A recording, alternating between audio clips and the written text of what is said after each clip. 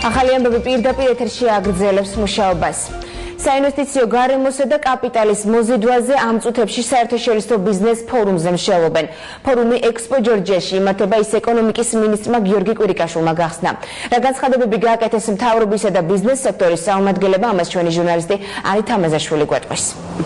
უკვე 2 საათია ექსპო ჯორჯიაში ბიზნესის განვითარების პირველი საერთაშორისო ფორუმი მიმდინარეობს, რომელიც როგორც უკვე აღნიშნეთ, ეკონომიკისა და მდგრადი განვითარების მინისტრმა გიორგი კვირიკაშვილმა გახსნა. Დაამტკიცა საზოგადოებამ ფორუმზე ბიზნესის განვითარებისა და საინვესტიციო გარემოს შესახებ იმსჭერდეს.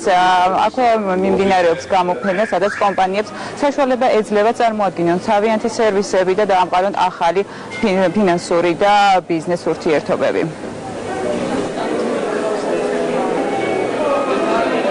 მცირე და საშუალო ბიზნესისთვის საკმაოდ რთულად ხელმისაწვდომია თანამედროვე ტექნოლოგიები, ის სერვისები, რომლებიც საკონსულტაციო სექტორიდან უნდა მოდიოდეს, ასევე ფინანსური სერვისებიც.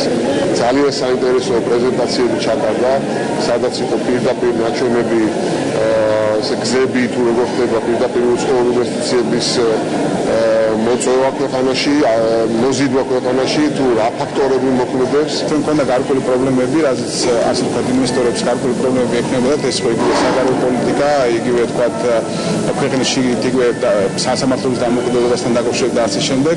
ჩვენ გვაქვს შანსი რეალურად ვთქვათ, ამ ვთქვათ, მას შემდეგ რაც ეს პოლიტიკური გარკვეული ცვლილებები მოხდება, გვაქვს შანსი, რომ საქართველოს გახდეს რეალურად მიმზიდველი, ბოლომდე მიმზიდველი უცხოელი ინვესტორებისათვის.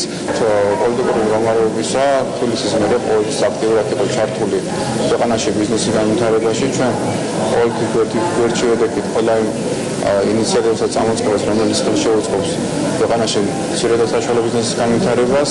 ეს გამოიხატება როგორც ქალაქში შესაბამისი ინფრასტრუქტურის შექმნით, ასევე იმ პირდაპირი პროგრამების დაფინანსებით, როგორც არის მცირე ბიზნესის ხელშეწყობა, რომელიც financeდება ქალაქის ბიუჯეტიდან და ასევე სხვა მნიშვნელოვანი დაბალპროცენტიანი სესხების პროგრამა.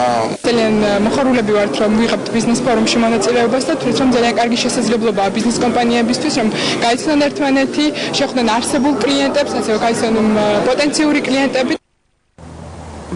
ფორუმს ბანკები, საინვესტიციო, მიკროსაფინანსო, დონორი და საერთაშორისო ორგანიზაციები ესწრებიან. ფორუმი ექსპო ჯორჯიაში ამ წუთებშიც მიმდინარეობს და დღის ბოლომდე გაგრძელდება.